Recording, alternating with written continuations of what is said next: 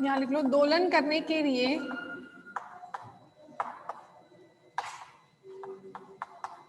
आवश्यक प्रत्यानयन बल, दोलन करने के लिए आवश्यक प्रत्यानयन बल निर्दिष्ट बिंदु से कण की दूरी के समानुपाती होता है।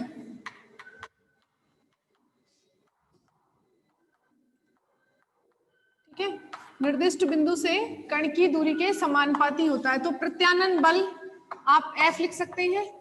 कण की निर्दिष्ट बिंदु से कण की दूरी, निर्दिष्ट बिंदु से कण की दूरी इधर x अक्ष में होगी या इधर होगी, तो उसकी दूरी के समानुपाती होता है। ठीक है, और दूरी की दिशा के विपरीत भी होता है, तथा गति की दिशा के विपरीत,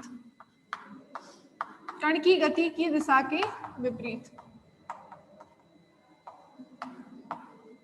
प्रत्यानयन बल दोलित्र गति में, सरल आवर्ती दोलित्र गति में गति की दिशा के सदैव विपरीत लगेगा। इधर गति करेगा कण तो इधर साइड लगेगा, और कण जब इधर गति करेगा तो इधर साइड लगेगा।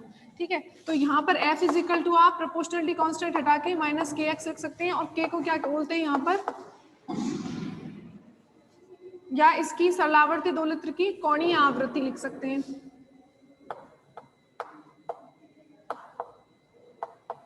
सरल आवर्ती गति करने वाले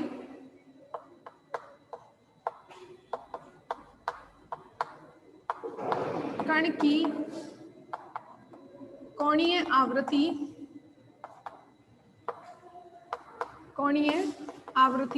ओमेगा इक्वल टू कितना हो जाएगा, √k/m।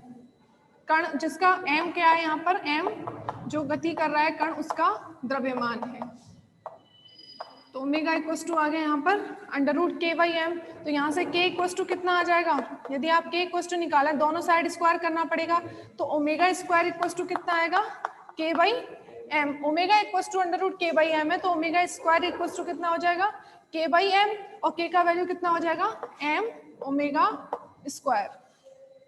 ठीक है, के यहाँ पर क्या है, जो बल नियतांक बोल सकते हैं प्रत्यानयन बल के, तो कांस्टेंट ही तो है, बल नियतांक है। उसके बाद में आप लिखेंगे कण की स्थितिज ऊर्जा, सरल आवर्ती गति करने वाले कण की स्थितिज ऊर्जा, सरल आवर्ती गति करने वाले कण की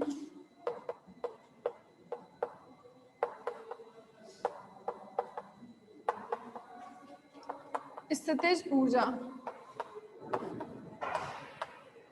स्थितिज ऊर्जा क्या होती है, V equals to half m omega square x square होती है। अब ये half m omega square x square कैसे आई, जैसे देखिए होती ये है, निकाल डायरेक्ट भी लिख सकते हैं और निकाल भी सकते हैं आप। जैसे देखिए यहाँ पर स्थितिज ऊर्जा होती क्या है, वैसे V इक्वल्स टू -F.dx होती है। ठीक है, -F.dx होती है ना। ठीक है, तो V इक्वल्स टू कितना हो जाएगा, U इक्वल्स टू -F/dr पढ़ा है ना आपने, तो V इक्वल्स टू -F/dx, और F का वैल्यू कितना है, -kx, तो -kx रखेंगे तो माइनस माइनस प्लस हो जाएगा, और ये हो जाएगा kx dx। यहाँ से V इक्वल्स टू कितना आ जाएगा, kx²/2, और k का वैल्यू कितना है, m ओमेगा स्क्वायर, तो V इक्वल्स टू कितना आ जाएगा, m ओमेगा स्क्वायर x²/2। ठीक है, तो आप चाहें तो डायरेक्ट लिख देना कि सरलावर्ती गति करने वाले कण की स्थितिज ऊर्जा half m omega square x square होती है। चाहे तो यहाँ से लिख के दे देना v इक्वल टू -F/dx, और f का वैल्यू -kx, तो माइनस माइनस प्लस हो जाता है kx dx। x के रेस्पेक्ट में समाकलन करेंगे, x का कितना हो जाएगा, x²/2। उसके बाद में k का वैल्यू कितना है, m ओमेगा स्क्वायर, तो m ओमेगा स्क्वायर x²/2, तो वही आ गया half m omega square x square. ठीक है, तो ये हो गई कण की स्थितिज ऊर्जा, सरल आवर्ती करने वाले गति करने वाले कण की स्थितिज ऊर्जा है ये।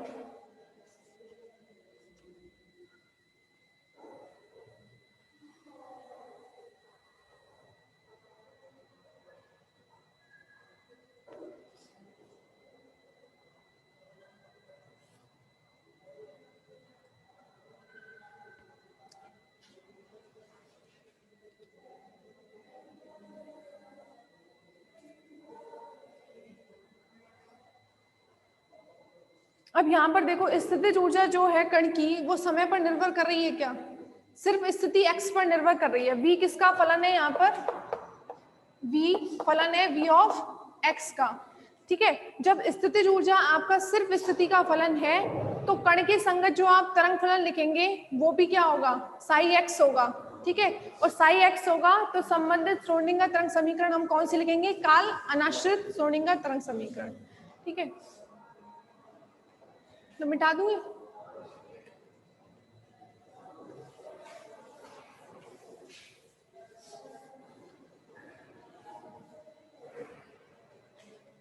तो लिख लीजिए यहाँ कुल ऊर्जा m द्रव्यमान व कुल ऊर्जा E वाले कण के लिए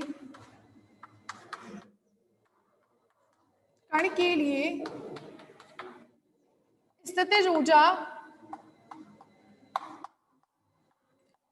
ऊर्जा समय आश्रित नहीं है।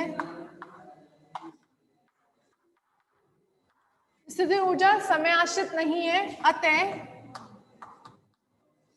काल अनाश्रित श्रोडिंगर तरंग समीकरण से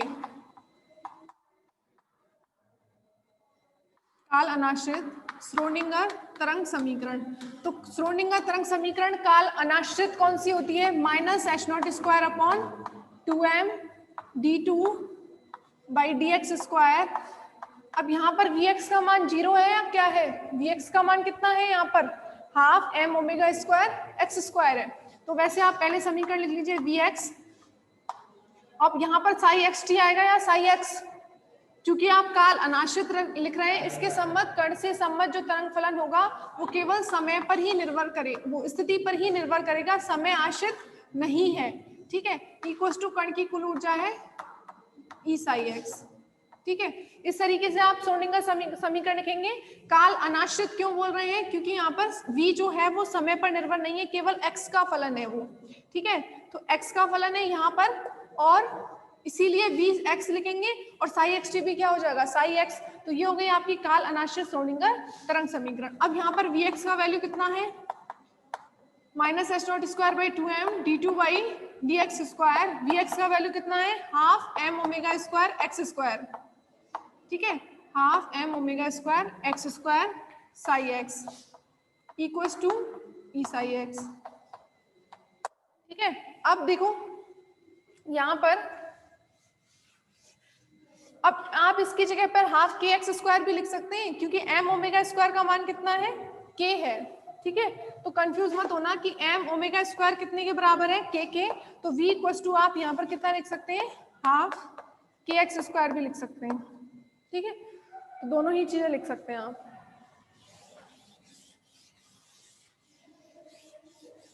अब क्या करेंगे? उसी तरीके से अब इस श्रोडिंगर तरंग समीकरण को हल करना है। जैसे देखो, हल करने के लिए हम इस पार्ट को यहाँ से हटाते हैं, तो इसको ऐसे लिखेंगे d2 by dx square plus इधर जाएगा तो 2m बाई h0 स्क्वायर। ठीक है, माइनस का लिख लेते हैं, चलो। ठीक है, minus 2m by h0 square. अंदर क्या आएगा? ये e इधर आएगा माइनस का, और चलो ऐसा करो, इस साई x का मैं इससे मल्टीप्लाई कर देती हूँ। ये हो जाएगा d2 Sai x by dx square. ठीक है, इस साई x का अंदर भी यहाँ भी मल्टीप्लाई होगा और यहाँ भी होगा, तो पहले मैंने इसको d2 Sai x by dx square लिख दिया। इस टर्म को हटा करके मैं इसमें दोनों में डिवाइड कर देंगे और इन दोनों में भी क्या आ जाएगा? साई x कॉमन आ जाएगा। तो इन दोनों में यहाँ पर तो साई x को कॉमन ले लो, इक्वल्स टू 0 लिख लो, और ये कितना हो जाएगा? Half m omega square x square minus e। कोई दिक्कत नहीं है यहाँ तक? साई x को अंदर मल्टीप्लाई किया d2 Sai x by dx square. इस टर्म को हटाना मतलब यहाँ पर भी इसका डिवाइड करना है और यहाँ पर भी डिवाइड करना है, तो कितना आएगा? 2m by h0 square minus का ये half m omega square x square यही की यही है। इस e को इधर लाए तो माइनस e हो गया, साई x दोनों में कॉमन आ रहा है। ठीक है, अब इसको हल करने के लिए देखो पहले तो बहुत इजी हो जाता था कि हम यहाँ पर v नॉट आता था, v नॉट आपका कांस्टेंट होता था, लेकिन यहाँ पर x जो है वो कांस्टेंट नहीं है, इसलिए हम इसको कांस्टेंट तो मान नहीं सकते, ठीक है। तो अलग तरीके से थोड़ा सा इसको सॉल्व करना पड़ेगा, दो नियतांक मानने पड़ेंगे। अल्फा इज इक्वल टू, यदि मैं इसका अंदर मल्टीप्लाई करूं तो कितना आएगा, d2 psi x by d x square, plus लिख लेते हैं जैसे, मतलब कि यहाँ पर e आ जाएगा 2m e by h naught square, 2m minus का माइनस प्लस हो गए 2m e H naught square, ठीक है। इसका इससे मल्टीप्लाई किया, माइनस माइनस प्लस हो गए 2m e by h naught square. अब इसका इससे मल्टीप्लाई करो तो माइनस आएगा, ठीक है, 2 से 2 कैंसिल हो जाएगा, m square omega square x square upon h cross square, तो m स्क्वायर ओमेगा स्क्वायर और m square omega square x square by h cross square, ठीक है। और यहाँ पर साई एक्स इक्वल्स टू 0। किसी को कोई दिक्कत तो नहीं है ना यहाँ तक?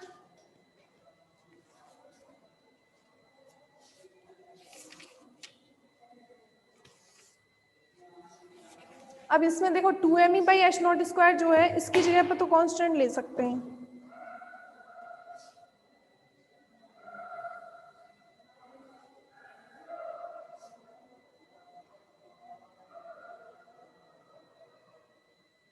m omega by h cross का होल स्क्वायर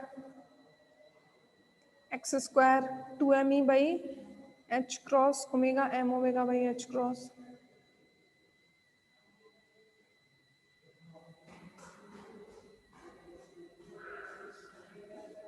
कुछ कैंसिल मैंने सही लिखा है, ये तो 2 से 2 कैंसिल हुआ है, उसमें m square omega square x square by h cross,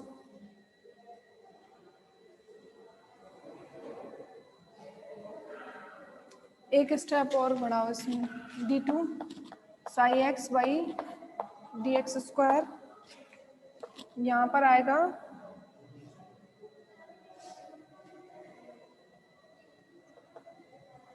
दोनों माइनस के हो जाएंगे, यदि बाहर माइनस लेते हैं तो ये हो जाएगा m omega by h cross का होल स्क्वायर एक्स स्क्वायर, ठीक है। और यहाँ पर कितना आएगा 2m e by h cross omega, और एक एच क्रॉस यहाँ बचेगा और ओमेगा ऊपर भी लिखा, m ओमेगा एच क्रॉस का होल स्क्वायर लिख सकते हैं, ठीक है। एक्स स्क्वायर हो जाएगा minus 2m e by h cross omega का ऊपर नीचे मल्टीप्लाई,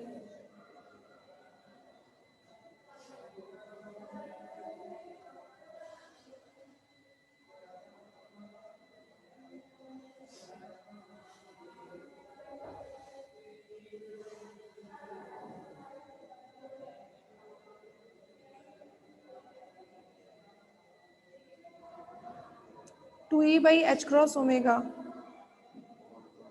ठीक है। अब इसमें दो कांस्टेंट मान सकते हैं आप इस तरीके से, यहाँ तक तो समझ आ गया ना।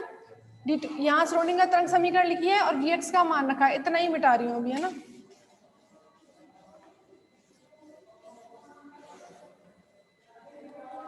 यहाँ नियतांक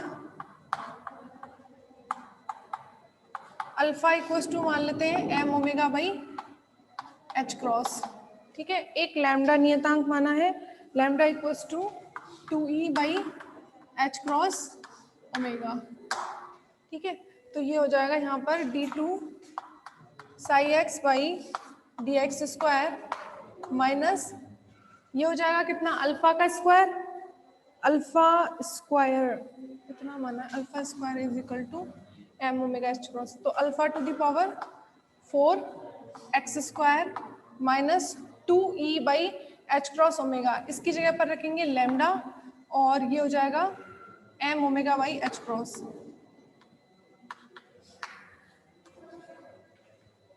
और m omega by h cross की जगह पर लिख सकते हैं अल्फा स्क्वायर। हाँ देखो अब एक बार समझ लो, यहाँ से इतना तो आ गया था आपको समझ में, 2m by h naught square half m omega square x square minus e psi x equals to 0। उसके बाद मैंने ये किया था कि 2m e by h naught square, ठीक है, माइनस इसका इससे मल्टीप्लाई किया तो 2 से 2 कैंसिल हो गया, m square omega square x square upon h cross square, psi x common आ रहा है बाहर 0। उसके बाद देखो d2 psi x by d x square minus, यहाँ पर क्या किया है कि ये जो माइनस है मैंने अब माइनस कॉमन ले लिया इधर, ठीक है, तो ये माइनस हो गया, माइनस माइनस प्लस करके ये वाली टर्म प्लस हो गई। अब देखो माइनस कॉमन लेते हैं तो क्या आएगा, यहाँ पर m omega by h cross का मैं होल स्क्वायर लिख सकती हूँ ना, m square omega square by h cross square है, इसको m omega by h cross का स्क्वायर लिख लिया।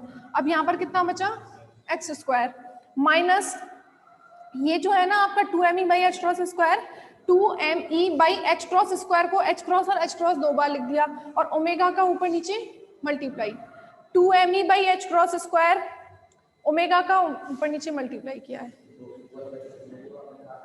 क्या कौन सा इक्वल नहीं है, अरे d2 psi x by d x square चल रहा है ना, इक्वल 0 यहाँ आ जाएगा ना, d2 psi x by d x square minus ये वाली टर्म पहले लिख ली जैसे m omega by h cross का whole square x square minus 2me by h cross square ही लिखा हुआ है, यहाँ पर भी ओमेगा का ऊपर नीचे मल्टीप्लाई किया है। अब उसके बाद मैंने m omega by h cross को क्या मान लिया, अल्फा स्क्वायर मान लिया, तो अल्फा स्क्वायर का होल स्क्वायर कितना हो जाएगा, अल्फा का 4 into x square minus 2e by h cross omega, 2e by h cross omega को लैम्डा मान लिया, तो कितना बचा m omega by h cross, m omega by h cross बचा और m omega by h cross की जगह पर वापस से क्या आ जाएगा, अल्फा स्क्वायर, ठीक है, तो इसकी जगह पर यहाँ पर मैं अल्फा स्क्वायर भी लिख सकते हैं। अब देखिए दोनों में इसकी जगह पर अल्फा स्क्वायर लिखेंगे तो अल्फा स्क्वायर कॉमन आ जाएगा, dx square minus alpha square जिसे कॉमन ले लेते हैं तो यहाँ पर कितना बचेगा, अल्फा स्क्वायर एक्स स्क्वायर, यहाँ पर अल्फा स्क्वायर भी कॉमन आ गया माइनस लैम्डा इक्वल्स टू 0। नीचे वाले को फिर से बता दो, देखो